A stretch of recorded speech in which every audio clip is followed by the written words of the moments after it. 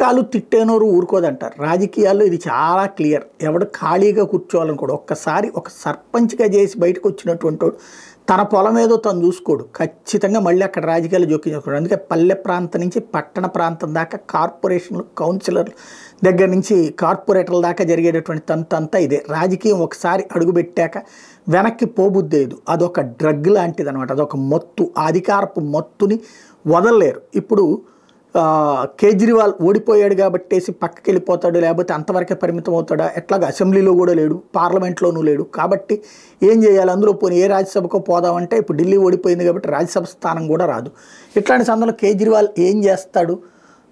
మానేస్తాడా రాజకీయం అంటే? No doubt Kejriwal ఇప్పుడు కొత్త పెంట పెడతాడు. ఏంటంటే తృతీయ ఫ్రంట్. ఓ పక్కన కాంగ్రెస్ అంటే ఇష్టం ఉన్న, అంటే కాంగ్రెస్తో వలన ఓ 10 రూపాయల ప్రయోజనం, మన దగ్గర 30 రూపాయలు ఉన్నప్పుడు కాంగ్రెస్ వస్తే ఇంకో 10 కలిపితే 40 రూపాయలు అవుతుంది అన్నటువంటి ఉద్దేశంతో పాస్ అయిపోవచ్చు అనుకునేటటువంటి వాళ్ళే తప్పించి కాంగ్రెస్ని 10 నుంచి 40కి తీసుకెళ్లాలనేటటువంటి ఆలోచన ఎవరికి లేదు.